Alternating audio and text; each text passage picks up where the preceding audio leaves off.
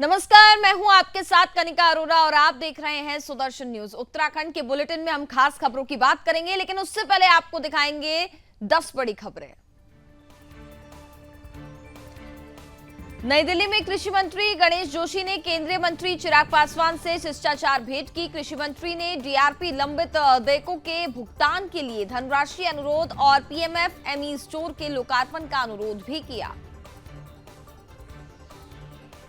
मत्स्य पालन के बढ़ावा के लिए मत्स्य विभाग की पहल, 11 लोगों के समूह को मत्स्य पालन से जोड़ा जाएगा। मत्स्य विभाग एनसीडीसी के माध्यम से कर रहा प्रयास।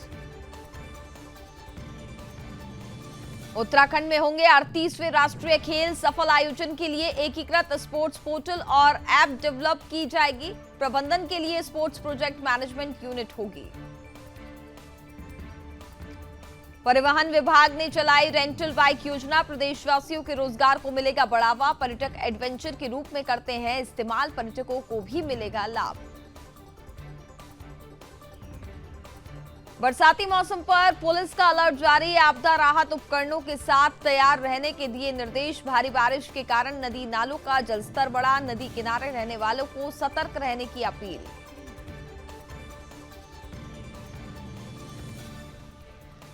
बारिश के कारण भारी भूस्खलन के बाद मसूरी के सिया गांव के पास राष्ट्रीय राजमार्ग 707A क्षतिग्रस्त। भारी वाहनों की आवाजाही पूरी तरह से बंद। वरिष्ठ पुलिस अधीक्षक ने वीडियो कॉन्फ्रेंसिंग के माध्यम से क्षेत्राधिकारियों और थाना प्रभारी के साथ की बैठक। आवारा पशुओं से बढ़ती दुर्घटनाओं पर रोक लगाने के लिए 1 सितंबर से 15 दिवसीय अभियान चलाने के निर्देश। हल्द्वानी बाजार में पुलिस ने हुड़दंगियों का उतारा नशा। कार सवार युवक दिखा रहे थे स्टंट। 2 वाहनों से 4 लोगों को किया गिरफ्तार। एसएसपी ने कहा, हुड़दंगियों की अराजकता बर्दाश्त नहीं की जाएगी। आपदा प्रबंधन को लेकर धामी सरकार ने उठाए ठोस कदम। आपदा प्रबंधन के उपाध्यक्ष ने कहा, आपदा के बाद हुए हैं तेजी से कार्य। रामनगर में प्रशासन ने पुलिस बल और जेसीबी मशीन की मदद से मंडी समिति के बाहर हटाया अवैध अतिक्रमण। पीडब्ल्यूडी ने 35 अतिक्रमणकारी चिन्हित किए थे। कुछ दिन पहले प्रशासन ने दी थी चेतावनी।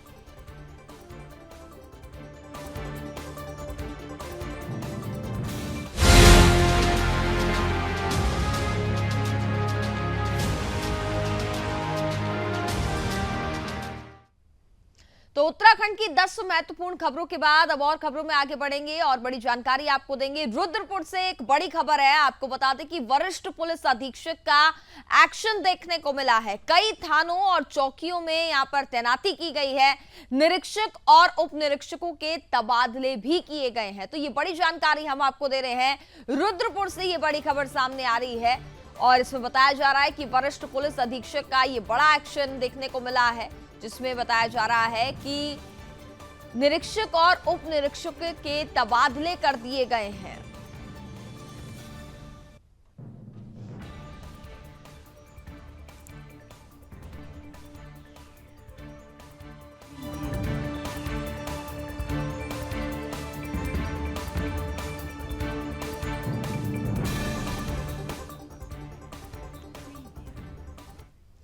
जनपद पौड़ी में मत्स्य पालन के लिए अब मत्स्य विभाग द्वारा समूह के माध्यम से जनपद में बढ़ावा दिया जा रहा है। जिला मत्स्य अधिकारी अभिषेक मिश्रा ने बताया है कि पहले देखा जाता था कि पहाड़ी काश्तकार मत्स्य पालन के लिए मिलने वाली सब्सिडी का लाभ नहीं उठा पा रहा था, क्योंकि 50 से 60% सब्सिडी के बावजूद 40% का योगदान उन्हें स्वयं वहन करना पड़ता था, जिसके लिए वह बैंकों या अलग माध्यमों से ऋण लिया करते थे। मगर ये प्रक्रिया जटिल होने के कारण कई काश्तकार इस योजना का लाभ नहीं उठा पा रहे थे।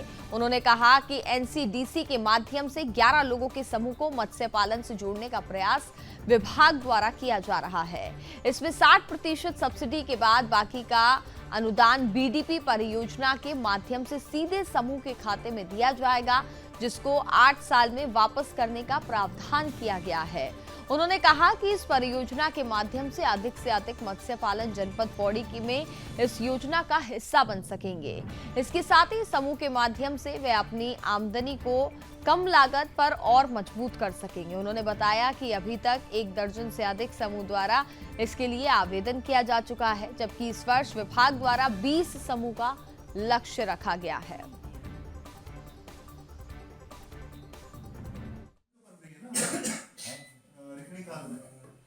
इस वर्ष 2024-25 में एक नई योजना माननीय मुख्यमंत्री महोदय द्वारा प्रारंभ की गई है, जिसका नाम है मुख्यमंत्री मत्स्य संपदा योजना।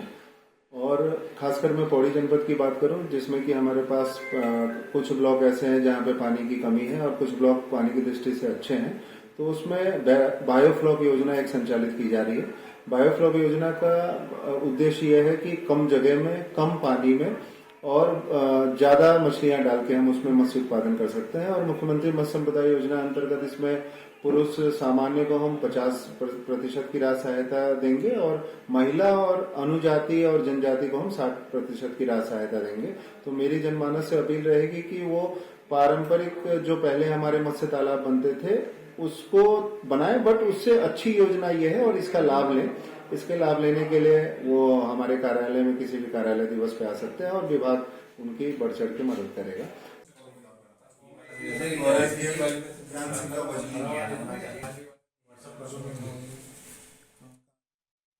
खबरों में आगे बढ़ेंगे। देहरादून में बुधवार देर शाम को लगातार हुई मूसलाधार बारिश से नदी नाले उफान पर हैं। विगत दिवस सिटी कंट्रोल रूम देहरादून ने एसडीआरएफ टीम को सूचित किया है कि मोथरोवाल नौका हिल के पास एक व्यक्ति नाले में बह गया। तत्काल एसडीआरएफ ने मौके पर पहुंचकर सर्च ऑपरेशन चलाया, लेकिन रात अधिक होने के कारण व्यक्ति का पता नहीं चल पाया। सुबह फिर से रेस्क्यू ऑपरेशन चलाया गया और जिजोन गांव के पास सुसवा नदी के किनारे व्यक्ति का शव बरामद किया गया, जिसे जिला पुलिस के सुपुर्द किया गया। तो पूरा मामला सामने आया, जहां मूसलाधार बारिश के चलते नदी नाले उफान पर हैं, जिसके चलते एसडीआरएफ ने मौके पर सर्च ऑपरेशन चलाया और उस व्यक्ति का शव बरामद किया।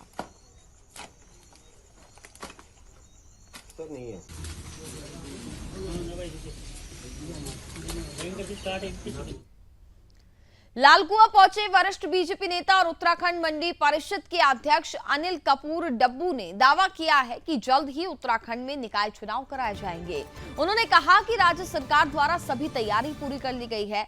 आरक्षण को लेकर समिति का गठन किया गया है, जिसके फैसले के बाद चुनाव प्रक्रिया शुरू कर दी जाएगी। उन्होंने कहा कि कुछ निकायों के क्षेत्रों में बदलाव किया गया है, जिनकी परमिशन का काम चल रहा है, जो कि जल्द ही पूरा कर दिया जाएगा। उन्होंने कहा कि पूर्व में लोकसभा चुनाव और वर्तमान में चल रही बरसाती आपदा के चलते निकाय चुनाव में कुछ देरी हुई है, लेकिन तय समय पर चुनाव संपन्न होंगे, ये उनका दावा है। उन्होंने कांग्रेस पर हमला बोलते हुए कहा कि कांग्रेस डूबती हुई नाव है, जिस पर सवार हर व्यक्ति की सोच विकास विरोधी रही है। उन्होंने कहा कि उत्तराखंड सरकार द्वारा प्रदेश की सभी मंडियों को बेहतर बनाने के लिए काम किया जा रहा है। साथ ही ये भी कहा कि जल्द ही उनके द्वारा बोर्ड की बैठक बुलाई जाएगी, जिसमें अधिकारियों को दिशा निर्देश दिए जाएंगे कि उत्तराखंड की मंडी देश की सुंदर और नंबर 1 मंडी बनाने के लिए अधिकारी काम कर रहे हैं।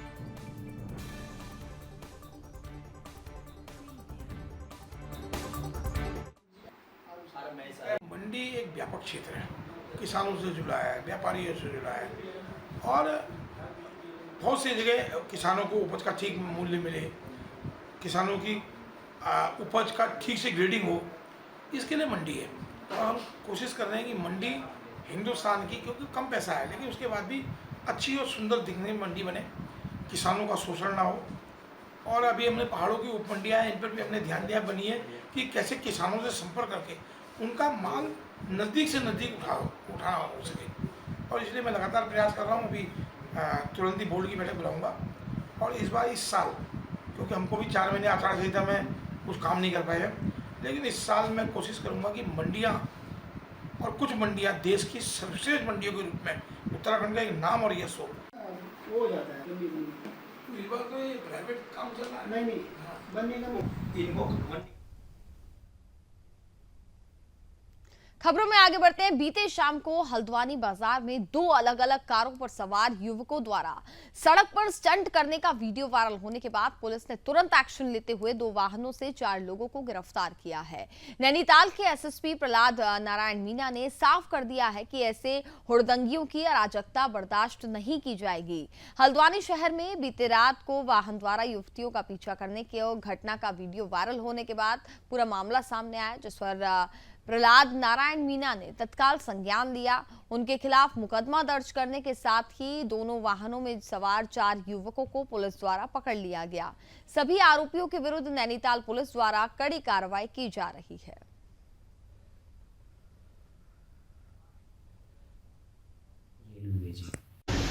एक हल्द्वानी शहर का वीडियो वायरल हुआ है, जिसमें कार में सवार कुछ युवकों द्वारा कुछ लड़कियों को परेशान करने का मामला संज्ञान में आया है। इसे पता करने पर ये चीज़ निकल के आई कि कल इन युवतियों द्वारा कोई भी सूचना 112 पे नहीं दी गई थी, लेकिन आज वीडियो वायरल होने के बाद में इनसे एफआईआर लेकर तत्काल एफआईआर पंजीकृत कर दी गई है। दोनों वाहनों में सवार जो लड़के थे उनको पुलिस ने पकड़ लिया है तथा दोनों वाहन भी जब्त कर लिए गए हैं। इसमें नैनीताल पुलिस ऐसे उद्दंगियों को साफ संदेश देना चाहती है कि इस तरीके से महिलाओं को परेशान करने वाले या शहर में इस तरीके का माहौल पैदा करने वाले और ट्रैफिक नियमों का उल्लंघन करने वाले लोगों के खिलाफ पुलिस सख्त से सख्त कार्रवाई करेगी और ऐसे लोगों के खिलाफ उचित धाराओं में मुकदमा पंजीकृत कर इनको जेल भी भेजेगी।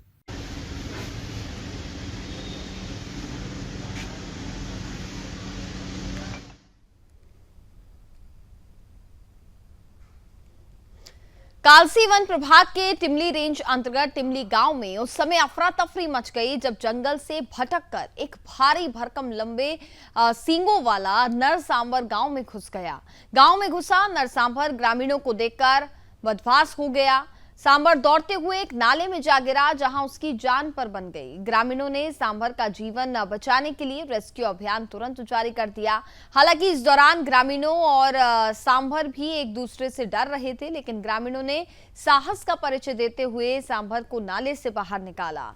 इस दौरान सांभर थोड़ा घायल भी हो गया था, लेकिन ग्रामीणों ने स्वयं उपचार कर वन विभाग को नर सांभर के गांव में घुसने की सूचना दी। सूचना पर पहुंची वन विभाग की टीम ने सांभर को अपने कब्जे में लेकर उसे सुरक्षित जंगल में छोड़ दिया।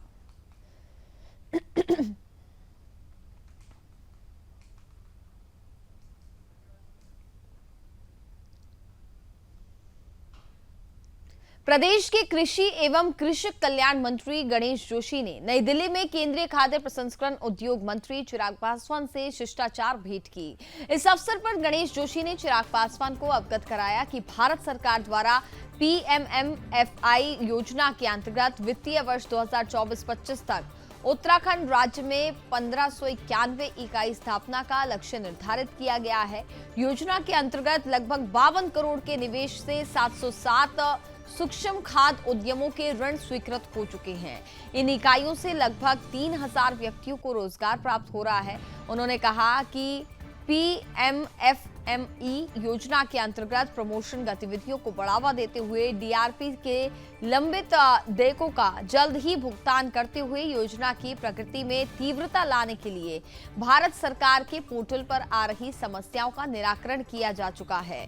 कृषि मंत्री गणेश जोशी ने केंद्रीय मंत्री से प्रमोशन गतिविधियों के क्रियान्वयन और डीआरपी के लंबित देयकों के भुगतान के लिए भारत सरकार से धनराशि अवमुक्त कराने का अनुरोध किया, ताकि योजना के अंतर्गत निर्धारित लक्ष्यों की 100% पूर्ति संभव हो सके, जिस पर केंद्रीय खाद्य प्रसंस्करण उद्योग मंत्री चिराग पासवान ने सकारात्मक आश्वासन देते हुए जल्द ही मामले की कार्रवाई का भरोसा दिया है। इस दौरान मंत्री गणेश जोशी ने केंद्रीय मंत्री चिराग पासवान को उत्तराखंड के जैविक उत्पादों से निर्मित किट और रेशम से निर्मित शॉल भी भेंट की। उन्होंने केंद्रीय मंत्री को उत्तराखंड का दौरा करने और साथ ही स्टोर के लोकार्पण का अनुरोध किया।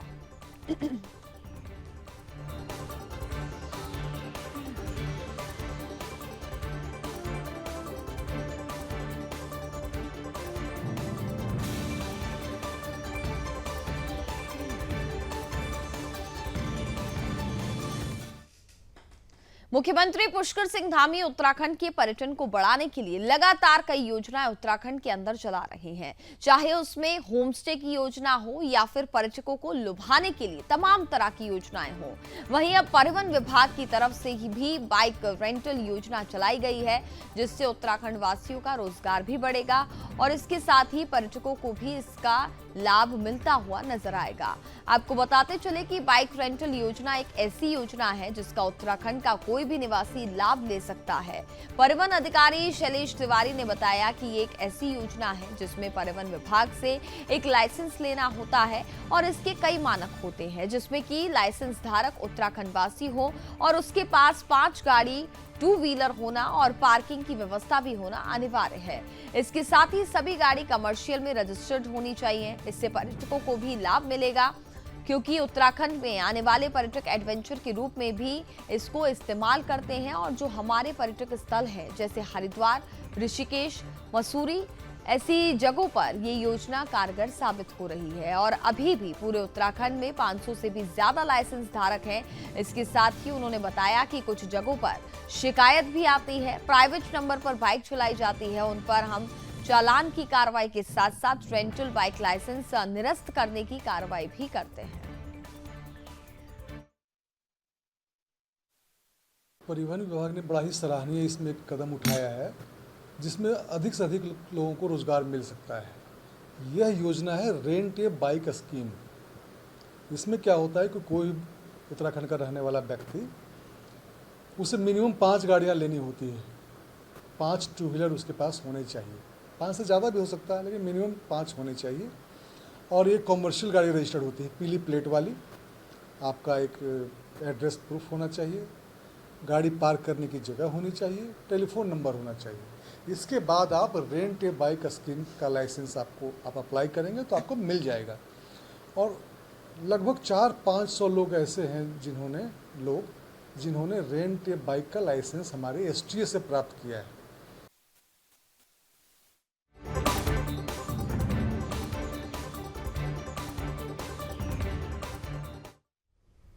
उत्तराखंड आपदा प्रबंधन प्राधिकरण के उपाध्यक्ष विनय रहेला ने प्रदेश में आपदा प्रबंधन को लेकर सकारात्मक पहल की बात की है। उन्होंने कहा कि उत्तराखंड आपदा प्रभावित राज्य है। मुख्यमंत्री धामी और बीजेपी प्रदेश अध्यक्ष राज्यसभा सांसद महेंद्र भट्ट इसको लेकर के लगातार ठोस कदम उठा रहे हैं।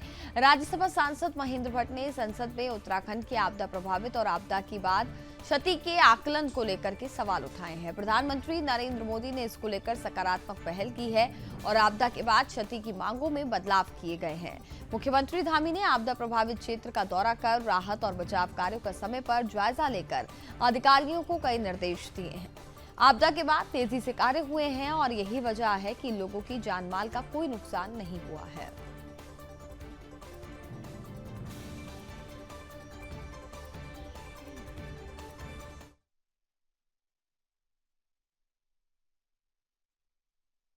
नहीं, अभी आपदा देखिए ऐसी घटना है कि कहीं भी कहीं कुछ ना कुछ होता रहेगा। अभी करंट उत्तरकाशी के अंतर्गत हुआ है।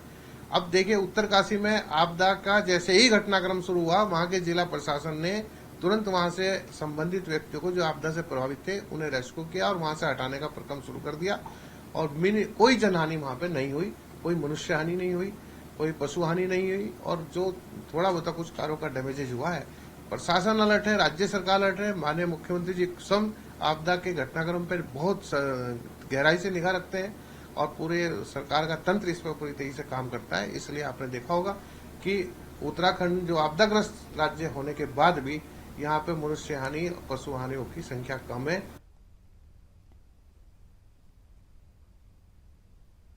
वर्तमान में जारी बरसाती सीजन के दृष्टिगत एसएसपी देहरादून द्वारा सभी थाना प्रभारियों को किसी भी आकस्मिक स्थिति से निपटने के लिए पुलिस टीमों को आपदा राहत उपकरणों के साथ तैयारी की हालत में रखने और साथ ही थाना क्षेत्रांतर्गत नदियों के किनारे रहने वाले लोगों को बारिश के दौरान सतर्क रहने के लिए अवगत कराने के निर्देश दिए गए हैं। आपको बता दें कि देर शाम से जनपद में लगातार हो रही भारी बारिश के कारण नदी नालों का जलस्तर बढ़ने का खतरा बना हुआ है। इसके चलते पुलिस लगातार नदी नालों के किनारे बसे लोगों को लाउड हेलरों के माध्यम से सतर्क रहने और साथ ही नदी नालों के पास न जाने के संबंध में अलर्ट कर रही है। सड़क पर पानी भर जा रहा है। तो जिस तरीके से उत्तराखंड में मौसम की स्थिति बनी हुई है, लगातार बारिश का कहर वहां पर जारी है, जिसके चलते यहां पर प्रशासन द्वारा लोगों को हिदायत दी जा रही है। लाउडस्पीकर्स के माध्यम से यहां पर लोगों से अपील की जा रही है कि नदी किनारे इलाकों में जाने से बचें, क्योंकि सड़क पर जिस तरीके से पानी भरता हुआ दिखाई दे रहा है, नदी नाले पूरी तरीके से उफान पर हैं। ऐसे में स्थिति काफी ज्यादा चिंताजनक बनी हुई है। आप लोग से निवेदन है कि बंद चले जाए। आज रात मौसम विभाग द्वारा ने आज रात भारी बारिश का मसूरी और आसपास के क्षेत्र में लगातार हो रही बारिश से लगातार लोगों की मुसीबत बढ़ रही है। भारी भूस्खलन के बाद मसूरी से कैंपटी जाने वाले मार्ग राष्ट्रीय राजमार्ग 707A सिया गांव के पास क्षतिग्रस्त हो गया, जिससे भारी वाहनों की आवाजाही पूर्ण रूप से बंद हो गई। छोटे वाहनों को बड़ी मुश्किल से निकाला जा रहा है। मार्ग के क्षतिग्रस्त होने की सूचना होने पर राष्ट्रीय राजमार्ग के अधिकारी अधिशासी अभियंता नवनीत पांडे के नेतृत्व में मौके पर पहुंचे और सुरक्षा की दृष्टि से भूस्खलन क्षेत्र के चारों ओर बैरिकेडिंग की गई और छोटे वाहनों को हल्के हल्के निकालने की कोशिश की जा रही है। इसको लेकर भारी वाहनों की आवाजाही पर पूर्णतः रोक लगा दी गई है। छोटे वाहनों को भी आराम से निकाला जा रहा है। उन्होंने कहा कि क्षतिग्रस्त सड़क के निर्माण को लेकर एस्टीमेट तैयार करके उच्च अधिकारियों को भेज दिया गया है। वहीं भारी वाहन सड़क के निर्माण होने तक विकल्प मार्गों से कैंपटी यमुना पुल तक आ जा सकते हैं। उच्च अधिकारियों की स्वीकृति के बाद रोड निर्माण का काम तत्काल शुरू कर दिया जाएगा और नई तकनीक से रोड बनाने का काम किया जाएगा, जिससे कि रोड 15 दिन के अंदर तैयार हो जाएगी।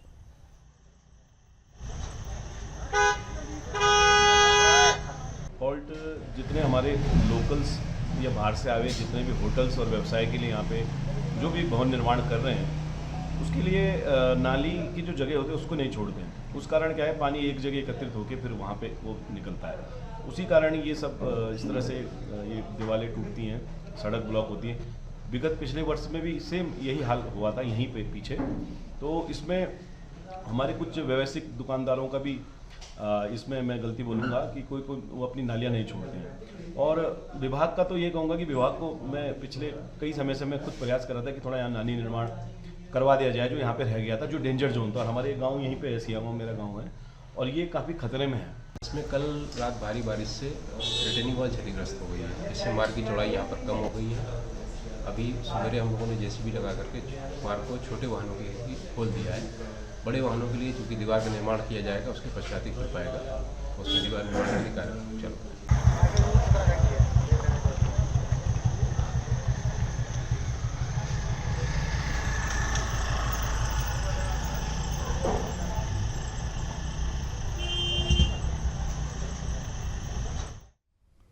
वरिष्ठ पुलिस अधीक्षक लोकेश्वर सिंह द्वारा जनपद पौड़ी के क्षेत्राधिकारियों और थाना प्रभारियों के साथ वीडियो कॉन्फ्रेंसिंग के माध्यम से बैठक की गई, जिसमें सभी थाना प्रभारियों को नए कानूनों के प्रावधानों के अनुसार ही अभियोग दर्ज करने के निर्देश दिए गए हैं और कहा है कि 7 वर्ष से अधिक की सजा वाले अपराधों में एफएसएल टीम को घटनास्थल का निरीक्षण और साथ ही साक्ष्य संकलन के लिए अवश्य बुलाया जाए और ईएफआईआर की समीक्षा के लिए प्रत्येक थाने में एक अलग रजिस्टर बनाने के उनके द्वारा निर्देश दिए गए हैं। उन्होंने कहा कि ईएफआईआर से संबंधित पूरी जानकारी का विवरण उसमें अंकित होना चाहिए। इसके अलावा नए कानूनों के तहत दर्ज किए गए अभियोग और साथ ही विवेचनाओं में आ रही व्यवहारिक समस्याओं के संबंध में भी चर्चा कर बैठक में उसके निदान का भी प्रयास किया गया है। वरिष्ठ पुलिस अधीक्षक ने जनपद में नाबालिग के वाहन चलाने से बढ़ती सड़क दुर्घटनाओं पर प्रभावी अंकुश लगाए जाने के साथ ही यातायात नियमों का पालन न करने पर उनके अभिभावकों और वाहन स्वामियों के विरुद्ध मोटर वाहन अधिनियम के तहत कठोर कार्रवाई किए जाने के संबंध में निर्देश दिए गए। पशुओं को बाजारों और साथ ही सड़कों पर आवारा न छोड़ने के लिए अनाउंसमेंट हुआ। अन्य माध्यमों से लोग को जागरूक करने के निर्देश देने के लिए कहा और कि इसके बावजूद भी अगर कोई व्यक्ति अपने पालतू पशु को आवारा छोड़ता है तो उसके विरुद्ध गांव वंश संरक्षण अधिनियम 2015 के तहत चालानी कार्रवाई करें। उन्होंने 1 सितंबर से 15 दिवसीय अभियान चलाने के निर्देश सभी थाना प्रभारियों को दिए हैं।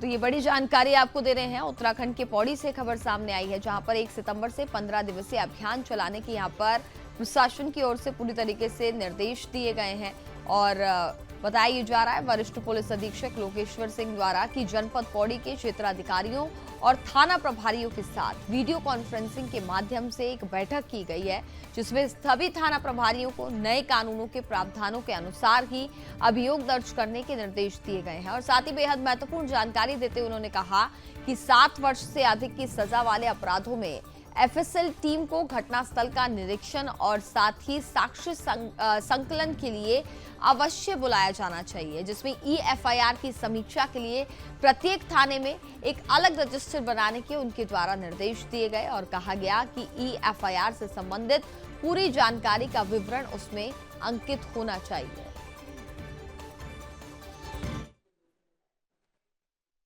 जनपद में जनता की ओर से हमारे पास बार बार ये शिकायत आ रही है कि कई लोग अपने गोवंश को सड़कों पर छोड़ देते हैं और ये गोवंश सड़कों पर आवारा घूमते रहते हैं, जिस कारण से कई रोड एक्सीडेंट्स की घटनाएं होती रहती हैं और उसमें कई बार कस्बों में शहर में न्यूसेंस भी क्रिएट होता है। तो इसका संज्ञान लेते हुए हम लोग बार बार सभी जनता से अनुरोध कर रहे हैं कि कृपया आप अपने गोवंश को कभी सड़कों पर आवारा ना छोड़ें। इसका संज्ञान लेते हुए हम लोगों के साथ अवेयरनेस भी कर रहे हैं और अपील भी कर रहे हैं और इसके साथ साथ हम लोग 1 सितंबर से ये अभियान भी चलाएंगे, जिसमें जो भी लोग अपने गोवंश को सड़कों पर घूमने के लिए छोड़ रहे हैं उनके विरुद्ध हम लोग गोवंश संरक्षण अधिनियम के अंतर्गत ऐसे लोगों के विरुद्ध कार्रवाई करेंगे।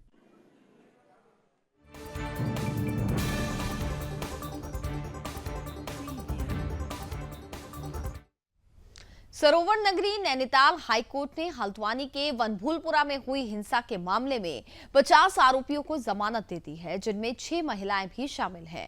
आपको बता दें कि हाईकोर्ट ने सुनवाई के दौरान फैसला सुरक्षित रख लिया था। हाईकोर्ट में मामले की सुनवाई चल रही थी। आपको बता दें कि 8 फरवरी 2024 को हल्द्वानी के वनभूलपुरा इलाके में अतिक्रमण हटाने के दौरान प्रशासन और पुलिस की टीम पर पथराव, आगजनी और गोलीबारी हुई थी, जिसमें देखते ही देखते हिंसा पूरे इलाके में फैल गई।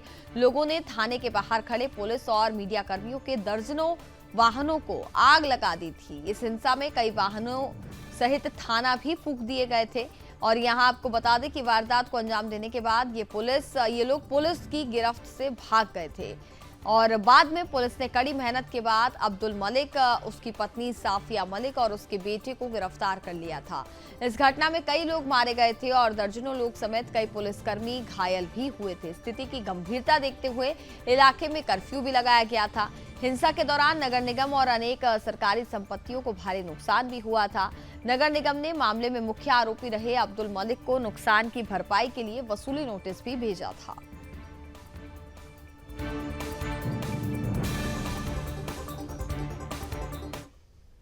और इसी के साथ फिलहाल इस बुलेटिन में बस इतना ही। आप देखते रहिए सुदर्शन न्यूज। नमस्कार।